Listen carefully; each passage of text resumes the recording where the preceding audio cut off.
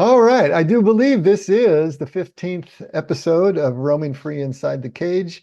And so we are just moving right along in chapter one. Yeah, yeah. But yeah, we were moving around in the book a lot. And oh, hi, Jennifer. Great to see you. We haven't seen you for a while. Great to see you back there. Glad you're feeling well. Um, Yes, you were roaming free inside the book. I was roaming free inside the book, and now we're going to continue to do that. We're going to be starting. I want to go back and just read a couple of paragraphs from presence and joy as we're going to get into awareness this week, but just to kind of hold all three of those principles together. So we'll be starting on page 11, but we'll be quickly moving to page 13. Um, we are talking about the three elements of infantile experience. And so this has been what he calls a bit of a digression, but I think it's a really important one. And I've really gotten a lot out of this chapter. I hope you all have as well. And we're talking about the three centers of experience, body, heart, and mind, and then how we as adults end up in those centers of experience. What is it in our experience as infants that I want to say brands us with those centers and ways of interpreting our experience. And so this is where he's gone to. He's going back to the infant experience and taking a look at those elements. And he calls them presence, joy, and awareness of others' awareness. So let's just start on page 11. And I just want to read the first paragraph of presence and then the first paragraph of joy, just to get our minds back in touch with those two elements, and then we'll go on to awareness. So presence, the first element is the quality of presence. I guess, let me go back. We can begin by describing the three elements of infant experience, elements that can easily be observed during the first 2 years of life, but that are often overlooked or misunderstood. I call them presence, joy, and awareness of others' awareness. Okay, so here's presence. The first element is the quality of presence. Because it appears in experience prior to any thought or concept, presence cannot be defined in words. It is that presence to oneself without which nothing else could be present. It is pure awareness, bare of all internal commentaries, judgments, comparisons, fears, or desires. Such is the awareness I observe in a calmly alert newborn, whose tiny body sometimes seems reduced to just a pair of eyes, totally absorbed in sights that are still fresh, unlabeled, and unburdened by the weight of prior experience. I am tempted to say that such an infant is not only present, but that he is an embodiment of presence itself. And so, okay, so this is that pure, unadulterated presence before the ability to even have a concept or a thought. It's presence without anything mitigating it at all, just pure presence. So let's turn the page, and then joy. The second element of infant experience is joy. Joy is a natural consequence of presence. So there's a key. We spent a lot of time on that concept last week. Joy is a natural consequence of presence. It is the experience of feeling opened up and drawn towards something or someone with a strong sense of wonder, curiosity, and interest in the absence of any fear or feeling of rejection. Okay, now that's a really tall order for the adult, right? To be able to have that ability to be opened up, drawn towards something with wonder and curiosity and interest, but still with an absence of any fear or feelings of rejection. The child, the infant can do that because they haven't had the experience of being rejected yet, right? I think you can see its beginning at least by 3 months in the face of an infant greeting her mother. It seems even stronger by 5 months when you can witness a baby using his shining eyes almost like another pair of hands to keep from falling over as he tries to grasp a brightly colored toy. It is undeniable in the 14-month-old bestowing his Dalai Lama smile from his supermarket cart on each and every passerby. So there is that joy that is just a consequence of presence. That is what we talked about last week. When we are that present, when we are fully present, and we talked about extreme sports and we talked about the places in our lives that are intense enough that it blows out any type of distraction kind of blows out the ego consciousness, and we are just fully present. The joy that we feel from that, the aliveness that we feel from that, leaves us wanting to chase the experience that led to it. But it's not the intensity of the experience that makes us feel that joy or that aliveness. It is the presence. And so if we chase the presence, just as Jesus said, seek first the kingdom of heaven and God's righteousness, and all else will be added. Same thing here. Jesus' metaphor of kingdom is about this kind of presence, about this ability to live with that kind of mindfulness and connection with each other. And that's where the joy flows from. And we spend a lot of time on the difference between joy and happiness. He talks about happiness being the poor substitute for joy that we adults see as normal. And we talked about that last week. Okay, any comments or questions about any of that before we jump into the awareness portion?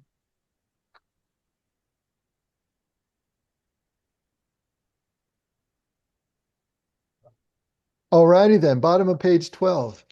Here's going to be the third element that he's talking about.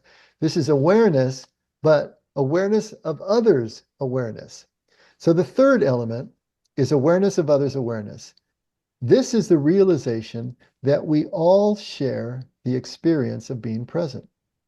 It is the intuition that I am not alone, that there are other centers of conscious experience out there, and that they are all very much like my own in that they sense, feel, and think just like I do. This ability is often touted to be the crowning achievement of human development, the psychological tour de force that sets us apart from all other species. A fair amount of attention is devoted to it in the developmental literature. Those who do research on infants can observe its rudimentary presence in the facial resonances of a 4-month-old and his mother shown on split-screen TV. They are quick to point out that these synchronies of shared emotion will soon develop into the capacity for shared attention, or the baby's capacity to notice what his mother is paying attention to, and thus to divert his own attention to that same event or thing. I remember once as a student watching shared attention blossom for a little girl I was observing. Ever since she had been born, her mother routinely sang a little ditty to her. By 7 months, she had learned to wave her arms as her mother sang. Beginning at her 7th month of life, the little girl introduced a new twist. Immediately, I think he meant when her mother stopped singing, the little girl stopped moving her arms. 2 weeks later, I watched her introduce a fascinating variation to the game. She stopped waving her arms 5 seconds after her mother's song got underway. Her mother obliged by falling silent in mid-syllable.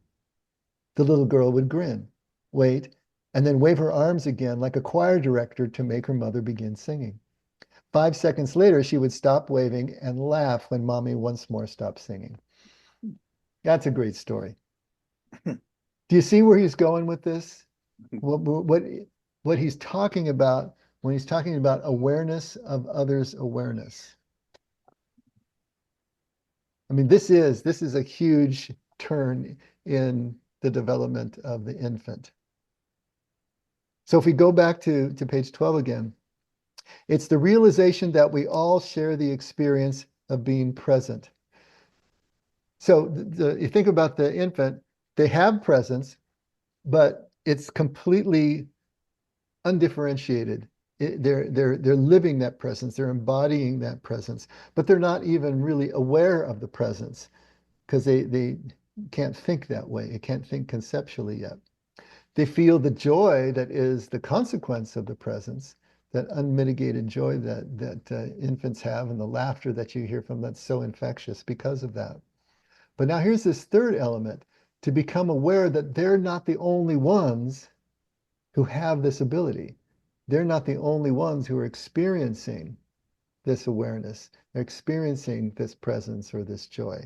Now the bubble starts to move out. Instead of just being inside this much, it starts to move out and starts to include another. It's the intuition that I'm not alone. that there are other centers of conscious experience out there, and that they are very much like my own in that they sense, feel, and think just like I do. And so this is the first real connection that the child is feeling. And this ability is often touted to be the crowning achievement of human development, the psychological tour de force that sets us apart from all other species. Now think about that. Can your dog or your cat do this? Is your dog or your cat aware of others' awareness? Can they share whatever awareness that they have with you? He's saying here that that's unique to human beings.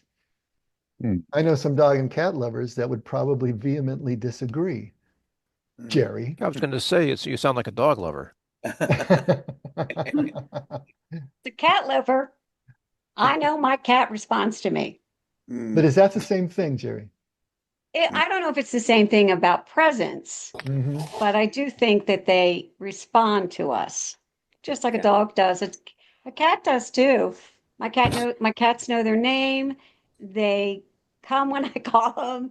They purr when I pet them. And I mean, it might not be presence, but I do think that they have a connection with us when we're being present to them. Yeah. I agree. I agree. I agree with that too, but is that the same thing that we're talking about here? Is the animal or any animal aware of another's awareness, aware of another's presence? I say yes, because we've had dogs where something came up and the dog would look at that object and looks at me saying, "Do you see that?" So I'm kind of personalizing too, but the fact that the dog saw something and then looks at the person and then looks back at the object, there's that awareness saying, "Oh, look." We have two dogs, and so they notice things from each other and look at what the other's getting. And then they look back at me, and they they want to equalize everything. So they're sort of aware of the other animal and then also of you. With respect to all the dogs and cats, I'm still stuck with the baby in this example because I don't think he's made the case for me. Okay, explain, Bill. Yeah, what I see is happening here is that there's a sort of mimicry going on. Yeah. And then there's an awareness of how if you don't mimic, things change. But I don't think that awareness extends to the other person who's making the change. I think it's purely internal, at least as far as this example goes. He hasn't really shown me how the baby is aware of the presence of the mother. No, well, let's look at this sentence before. He says, they are quick to point out that these synchronies. Okay, so what synchronies? He's talking in the previous about facial resonances. So if you look at the baby and the mother on a split screen TV, as they have done for this experiment, they're noticing that the facial resonance, the facial expressions are lining up. You know, the baby is either mimicking or is feeling what the mother's feeling, and those are lining up. So then these experimenters are quick to point out that these synchronies of shared emotion, okay, the emotion is showing up between the two of them, will soon develop into the capacity for shared attention, or the baby's capacity to notice what his mother is paying attention to, and thus to divert his own attention to that same event or thing. He came close at that point. At that moment, he came close. Yeah, so if the baby now is able to be aware of what the mother in this case, is paying attention to, and divert attention to that same thing, now they're sharing that attention, they're sharing that awareness. Even though it might be subconscious or simple mimicry. Well, in this case, it's not mimicry because she's singing and the baby's waving arms. But they're paying attention to the same thing, I think is what he's trying to point out. Yeah. I understand intellectually, but I'm not convinced. So that's okay. There's a hole in the argument somewhere. Yeah. And why are you saying I think supports what Ellen said. I know when I go to feed the cats, I get their attention by jiggling the food. They look at me, they look at their bowl, they pay attention to me, they watch me go over, put the food in the bowl. and then they look up at me almost smiling. So I think it supports what Ellen and I are saying. All right. You know what's interesting too? We have a screening tool for autism of infants, one of which is when there's something interesting, does the baby look at the object and then look at you, the mother, and then looks back? There's that social interaction, meaning there is that, oh, do you see what I see? That's the interpretation of it. And that's one of the telltale signs of autism, or not. Interesting. So that's more convincing, Ellen, than Dr. Schafer's example for me. I see. Which is weird, but okay, there it is. Yeah. But where does it say that it's only human? Because like everyone's giving this example of their dogs or cats, because my dog passed, but I felt that the way my dog acted was like how a child would act with me. Like if what my husband or I were sick, the dog would not leave our side at all. And I don't know how it knew we were not feeling well, but it would just be so loyal. And just things like it was always looking at the end, he was looking for me and he just had to be around me. And like he'd go searching the house, like if I was in we had a soaking tub, and he'd be kind of frantic if he couldn't find me. So my husband would have to lift the dog up and say, here, she's here. You just can't see her. And then he'd sit at the bottom of the tub until I got out. And I think children do that until they grow up, and then they learn other things and they just abandon that kind of behavior of connection, awareness of others' awareness. So to answer your question, Jennifer, the first complete sentence on page 13, he says, this ability that we're talking about is often touted to be the crowning achievement of human development, the psychological tour de force that sets us apart from all other species. So he's saying that many experts say this. He's not necessarily saying it for himself, and he doesn't have to say it for us.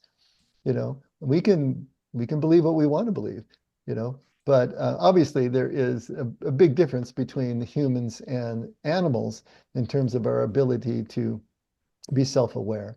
But I think maybe we can draw some parallels here between where he's taking it so far.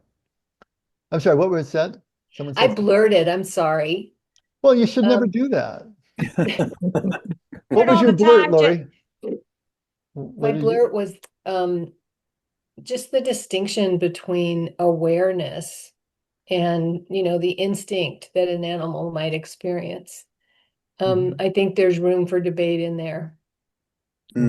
I think so too. I used to drive Kathy's brother absolutely crazy because I would make the comment that, you know, only when you have a free choice can you actually love the way God loves. Love requires a free choice. If it's coerced in any way, if it's not aware, then it's not really love. I said, therefore, you know, our dogs and cats can't love us because they don't have free agency. They don't have the ability to make a free choice. And Lenny would just come out of his chair because Magoo and what was the other dog's name? Chester. Chester and Magoo, they loved him. After a while, I'd just say it to bait him, and it was always fun. Yeah, But, sure. Yeah.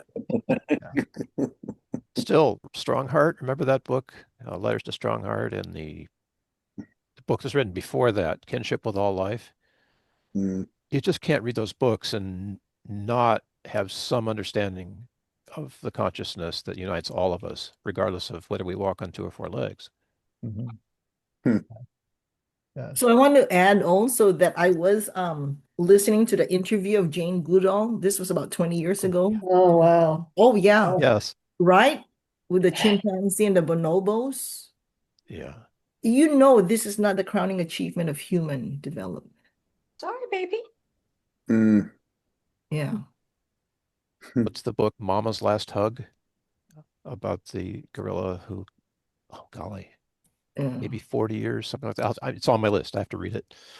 Well, we're not going to solve this debate tonight. So that's that. And we've digressed a little bit, but it was kind of an interesting rabbit trail. So, but at any rate, you see how he's developing this, right? How the child develops from shared emotional response now to shared attention. And now he's going to take it to the next phase, right? Next paragraph. This awareness that you are also aware as I am seems to commonly sprout forth about 8 or 9 months. It is accompanied by a burst of purposeful communicative signaling by the baby and a strong parental sense that she has become a person. Its full flowering will be achieved with the advent of symbolic communication and the beginnings of syntax and language over the following year and a half. So what he's built up for us so far that we can argue back and forth whether animals possess along with us is the foundation for the next phase here, where we can now build on that shared awareness and shared attention and with the advent of symbolic communication and then the beginning of actual language so that we can really communicate with each other and share that awareness and share that experience. So from shared affect to shared attention to shared understanding, the development of the awareness of others' awareness is a crowning human achievement. It is nothing less than the birthing of a mind. Of the 3 elements of infant experience I am describing to you, this is the only one Western psychology has extensively investigated. Yet even so, many theories pay little attention to the manner in which this wonderful achievement is routinely diverted into something not so wonderful. The fact is, for much of our adult life, we don't experience this awareness of others' awareness as a joyful sharing of the miracle of consciousness. Instead, we routinely undergo it as a rather painful set of internalized preoccupations with what others think of us, want from us, might do to us, or what we think about them or need from them. Most of the time, we accept this state of affairs as normal. Reactions? Now, I would agree with that.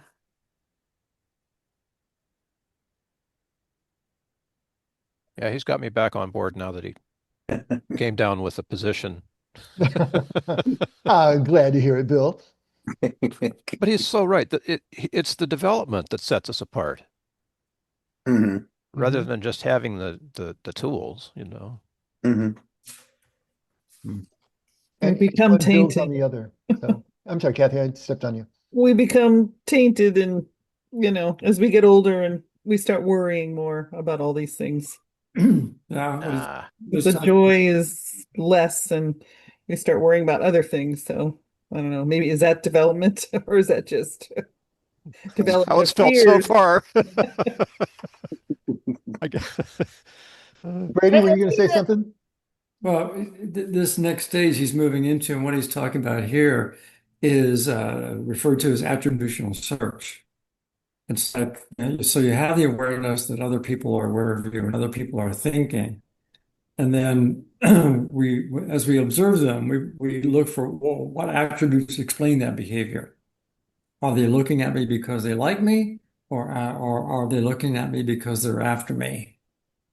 That look, does it mean that they notice me, or does that mean that they're feeling critical towards me? So what attributes are we assigning other people? But I think too that depends on personality, maturity level, and upbringing. Because when I was a teenager, I was so conscious, oh my gosh, they're looking at me because this was like crooked. But as I mature, it doesn't matter. I cannot read your mind, that type of thing. But the other, friends or coworkers I have, there's one who is very, very, or thinking, or very afraid of people's opinions of her, felt judged or felt like, oh, she must do her best. Whereas other colleagues say, we don't care. You do what you do, and yeah, as long as it's honest and not dishonest. And then the other thing too, I wanted to add, this is On the last, I want to go back to the last sentence of 12, the beginning of 13 is like, it's very much like my own in that they sense, feel, and think just like I do. I disagree with that. There's lots of people who don't think like I do or feel like I do for the same experience.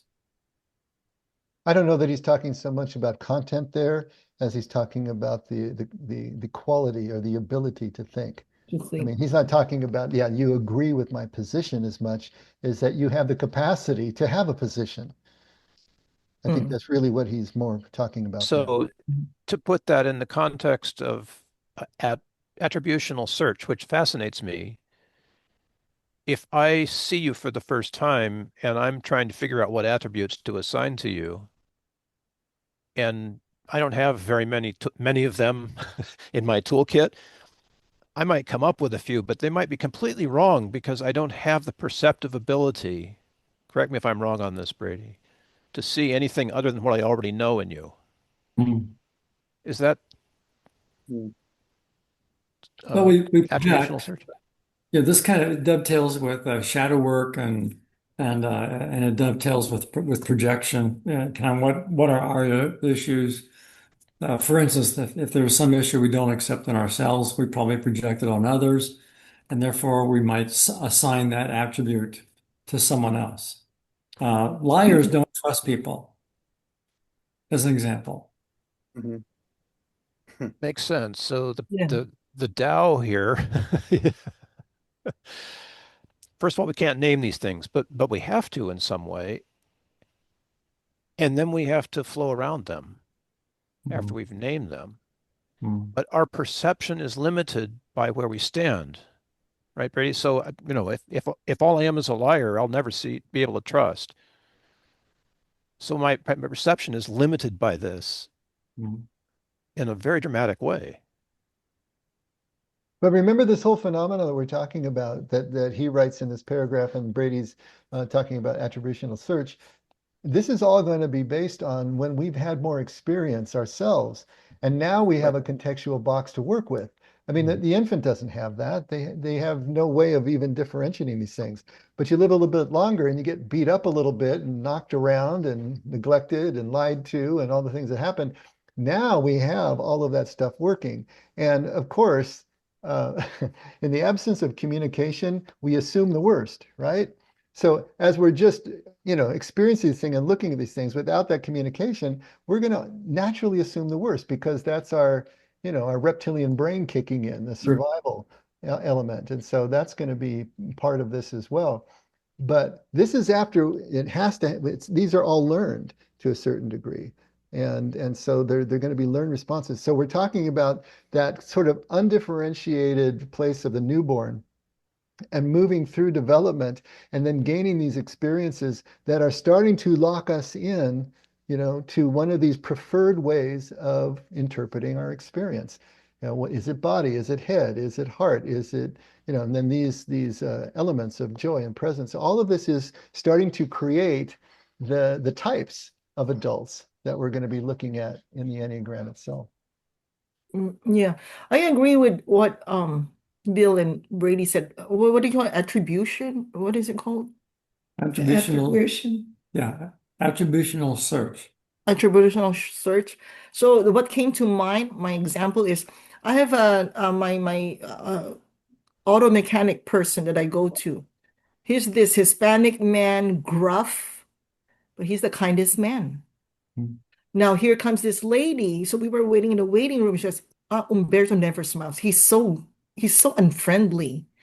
But she sees him as being unfriendly just because he doesn't smile and he's gruff. I see him as the kindest man. He doesn't smile. That's not his style, but he says, okay, Ellen, we'll do this. Da, da, da. Thank you. So it's our perception and it's our culture. It's the way we were brought up and, lots of those other things. I think I might have got everybody off track.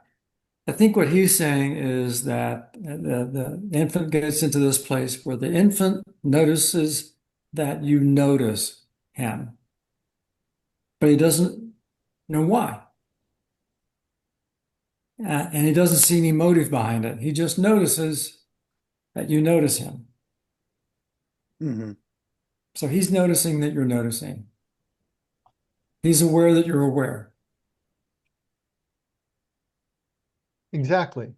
But now we're turning the corner because now he's saying that when the infant becomes an adult, we take this beautiful, joyful experience of shared awareness and it turns into a source of angst for us and a source of pain for us because now we are imputing motives, aren't we? Now we are imagining what the other is thinking about because we have that ability to do that for ourselves. And like I said, a liar isn't going to trust anybody. Well, someone who has, these feelings is going to naturally project or impute them on others as well. And so now we're in the soup. So this ability, whether it's unique to humans or not, we haven't established that one yet, is a two-edged sword. It's the source of the greatest joy and maybe purpose for us as human beings to be able to share our experiences and our awareness with each other. But it's also the source of our greatest pain. And the vulnerability that's required to be that connected to another person is, again, at once our purpose as a human being and the reason that we don't do it that often. Because who wants to set themselves up for that kind of pain again? Hmm. And I think we get into a place where disagreements can begin to happen, where I am seeing things this way and you might be seeing things a completely different way. And I think that's what separates us from the animals. Like, I don't think the cats and the dogs would can perceive Listen. that their owner is thinking about this in a completely different way than they are.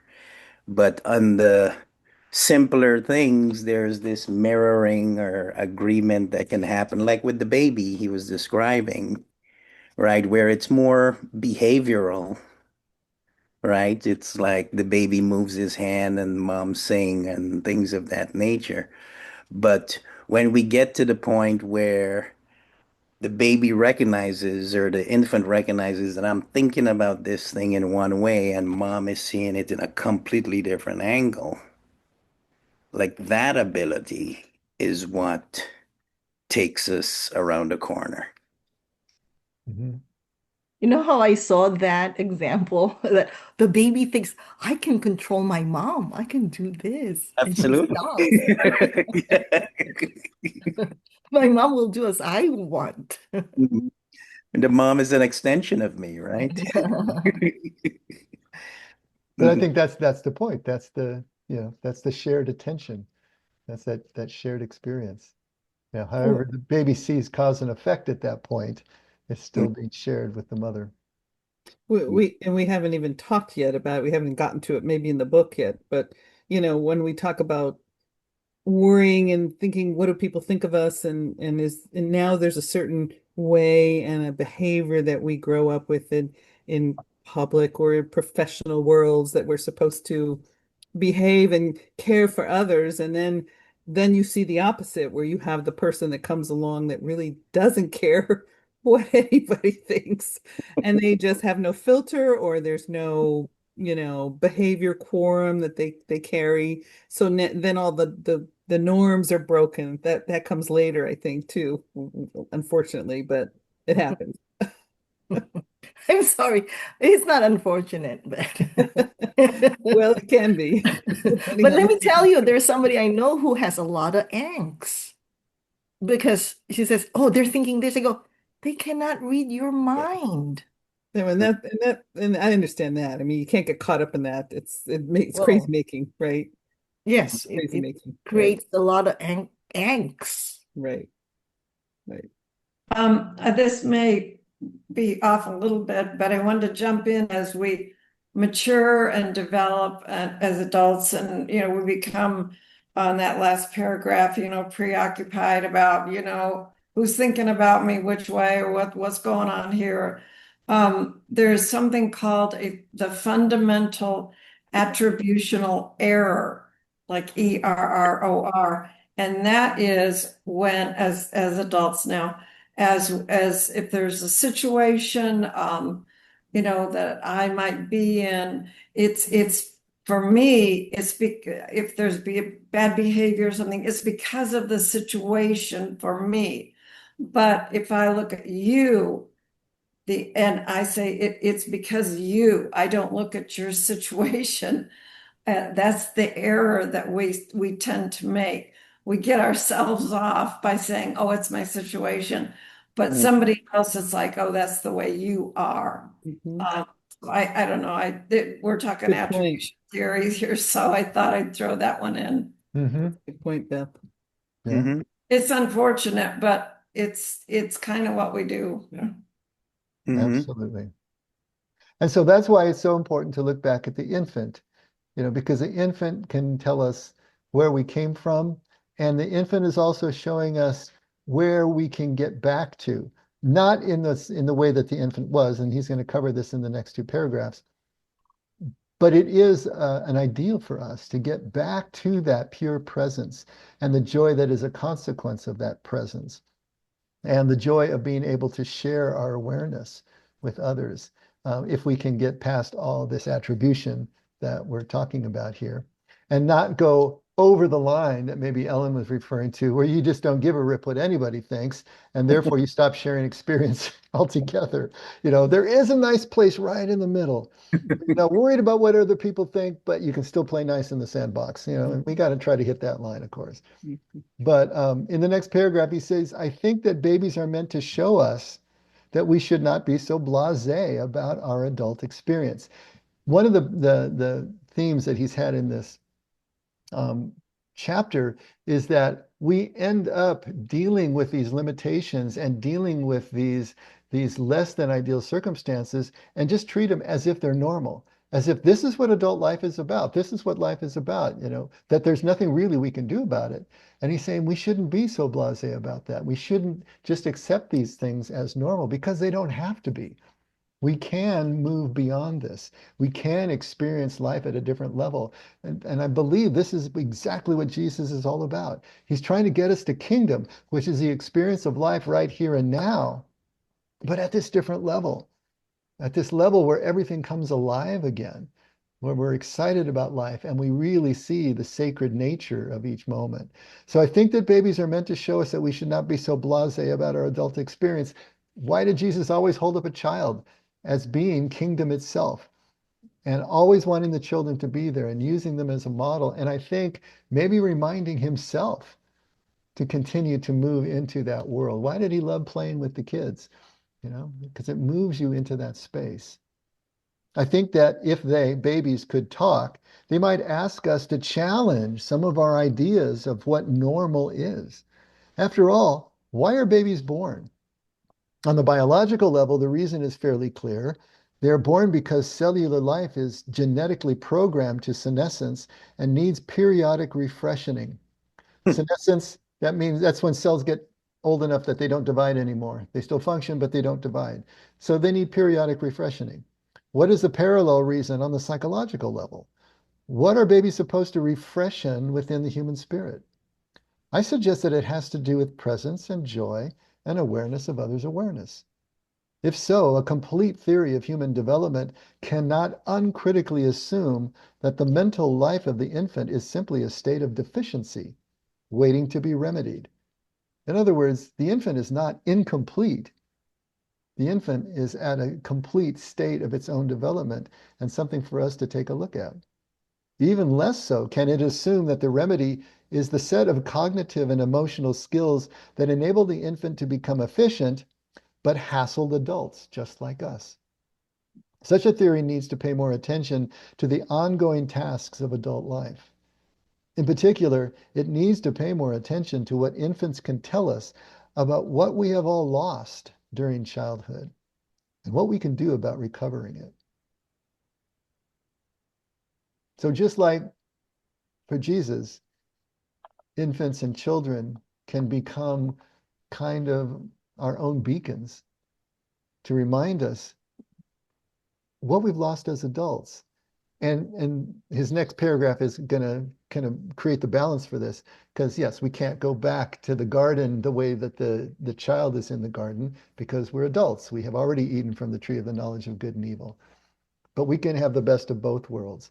So to finish this off, I do not mean by all this we should over-romanticize infancy. The infant experiences presence without even knowing that he is doing so. The infant's joy at being here quickly dissolves into disorganized panic if others fail to provide his basic necessities or hold him gently in their minds. His awareness of others' awareness does not allow him to take the other's point of view or even to realize that there are points of view. The infant is not yet reflectively aware of himself. The development of a coherent sense of self is a major task of childhood. I simply want to emphasize that in the usual process of developing that self, something precious is routinely lost. Let us take a closer look at what and how. It may help us to begin to understand that the loss does not need to be permanent. As I was reading the middle of that paragraph, based on what we were talking about before about our cats and dogs, I think that sort of describes, the level of involvement that we have with our pets. That the infant's joy at being here quickly dissolves into disorganized panic. His awareness of others' awareness does not allow him to take the other's point of view or even to realize that there are points of view. Mm-hmm. Does your dog know that you have a point of view? Does the dog know that there are other points of view, or your cat? The infant is not yet reflectively aware of himself. Is a dog or a cat able to do reflection? The development of a coherent sense of self is a major task of childhood. So maybe he's kind of talking about this phenomenon that we see in the animals around us that looks like the same state of development of the infant, and maybe it is, but then the infant outstrips that at later stages of development.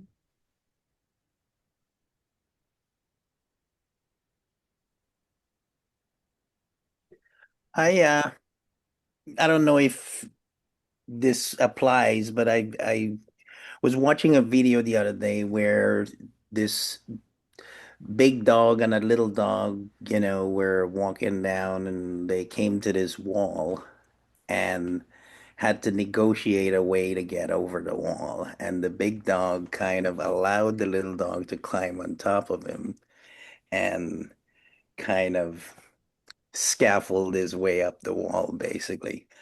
And that seemed like the big dog could, put himself in the little dog's shoe, to kind of, and I don't know if that's exactly relevant here, but it's pretty cool.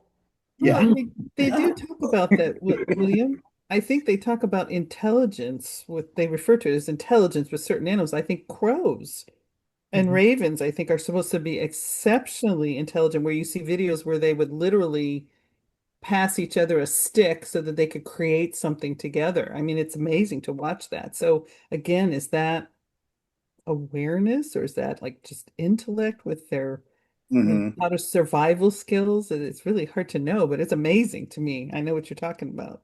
Mm-hmm. I have a tendency to think there's a higher awareness actually with animals and infants. I want to say where I'm going with that is that, and it could be that maybe this is just another a different point of view suggesting the same thing, but the animal is not seemingly where the child like projecting these internalized preoccupations.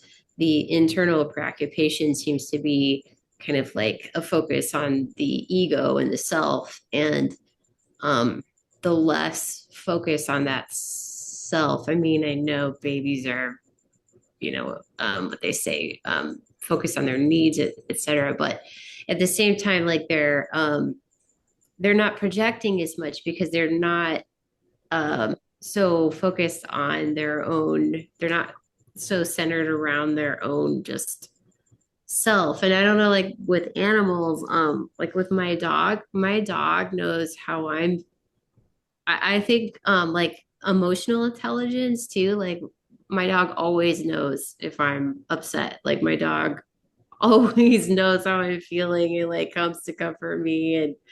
And so I don't know. I may not be understanding what it is that's trying to be. Mm.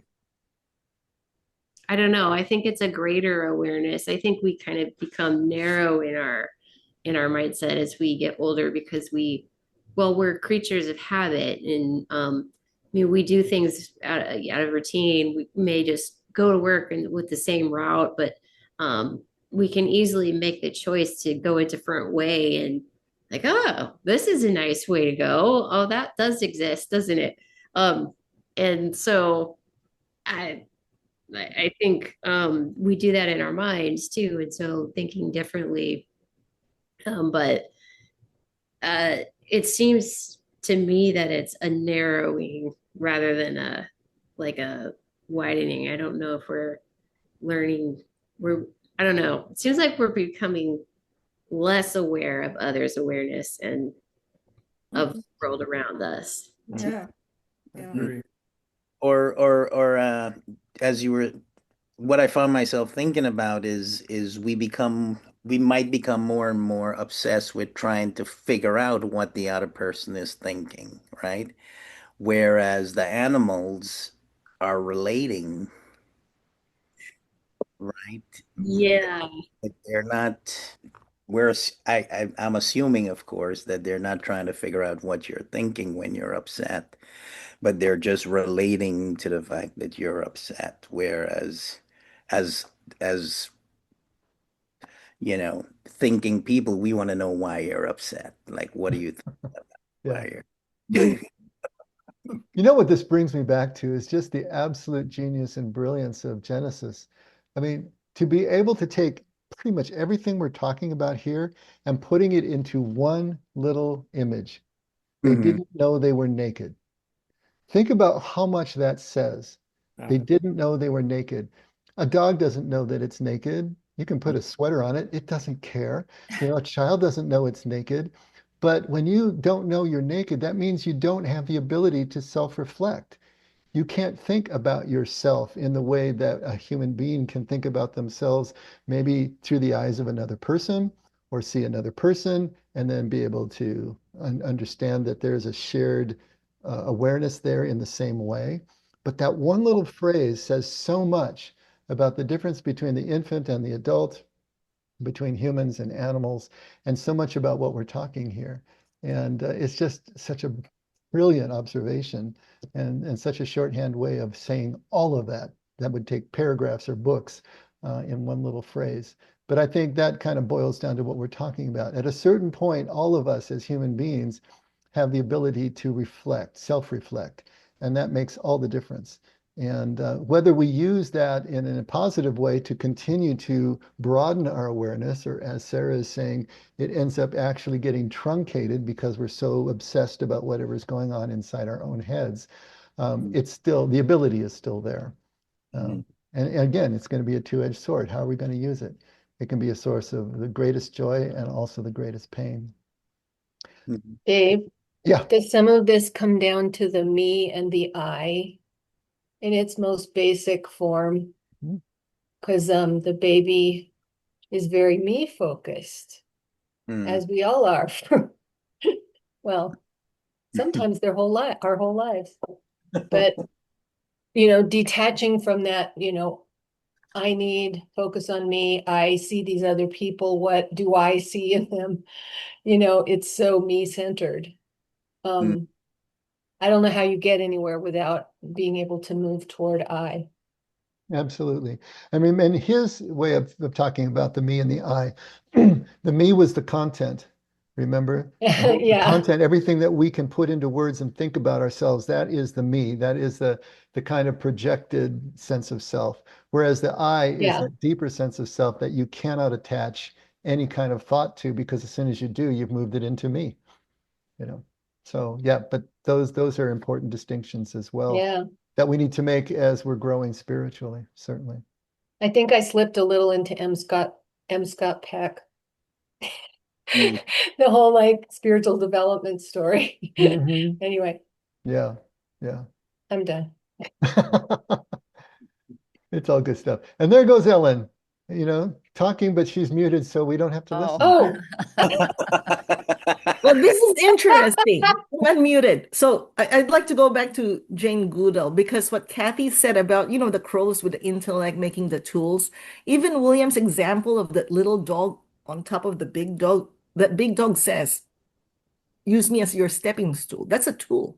That's intelligence at that level, right? So I guess it was 60 years ago in anthropology. They said this is what delineates humans from animals. Animals don't make tools until Jane Goodall observed the chimpanzees and the bonobos using like a blade of grass. And we've seen it. I saw that in this nature thing 60 years ago. And you put it inside the termite hole and you brought it up. And then you ate the termite that way. That's a tool. Mhm. So now the whole research and anthropology had to redefine what a human is. And then they say, oh, humans have language. Mm. Then another researcher taught sign language to a gorilla named Coco. Mhm. And another, I think it was another primate named Washoe. And they were able to make simple, right? Write simple sentences. Like I want cookie or something simple. So now they have to redefine again what is language and what is human versus Right. animal. So we're And just saying we're redefining. Yeah. and That's even why I then, come back to there- Genesis, though, Mhm. because the gorilla and the chimpanzee still don't know they're naked. Right. So that's going to be somehow in the characteristic difference between the species. I'm sorry, William, I cut you off. Well, I was to riff on what Ellen just said, like we're defining language as our language. And, like I was thinking of like dolphins and things like that that seem to be able to communicate. So there's a language there. We just don't understand it. In fact, I think if I remember correctly, the AI was able to translate the dolphins' language. And Oh what no, is this You funny? can't trust AI, man. Yeah, because how do you know that it's true? Yeah, Because we really, don't, we right? Because we don't speak that language. Well, I think we would have to test it by having a thought and then projecting it in that language and see how the dolphins respond. Like, go and grab that ball over there. Okay. Kind of like Flipper. Exactly. Flipper, come here. Exactly. Ball. All right. Yeah, we're starting to digress. At a certain point, we won't know we're naked anymore if we keep this up. Nor will we care. Where he's going to go next, and we're going to go next week, are the 3 shocks of embodiment. So now he's going to get into what it is that does break down the infant's pure experience and then moves us into the adult world. So we'll be looking at the 3 shocks that we take to our system. And so again, I hope this is just giving us some more insight about where we've come from. And as we actually get into the Enneagram per se, why do we score the way we do on our Enneagram questionnaires? Why do we have these characteristic ways of interpreting our experience and dealing with the challenges in life? And so hopefully this is giving you some of that background. All right. Oh, good. My internet connection is now unstable. So this is a good time for Scott to come to the rescue. Thank you, Lord, for this time we have together and sharing that we do and things that we learn and things we encourage each other in and just all the little details of our life play out as we invest time with each other and invest time waiting to figure out what it is you want to say and what you want us to know. We thank you, Lord, for these opportunities and the love that you have for us. And we just ask you to be with our loved ones and those that are going through hard times and different transitions that they're going through. Just be with them in peace and love and comfort, Lord. We love you, Lord. It's in your precious name that we pray and we give our thanks and we say our amens. Amen. Amen. Thanks, everybody. All right. See you on Got it, boys and Sunday. girls. Good See you night. guys. Night. Bye, Kathy. Hi, Jordana. Good night. Good night. See you soon. And good night, Lori. Good night. Good night. And good night, Jordana. Okay, see you Sunday. All right. Nina, are you still there? I am still trying to get a picture up, David. Oh, well, you can stop trying now Why? because the session's over.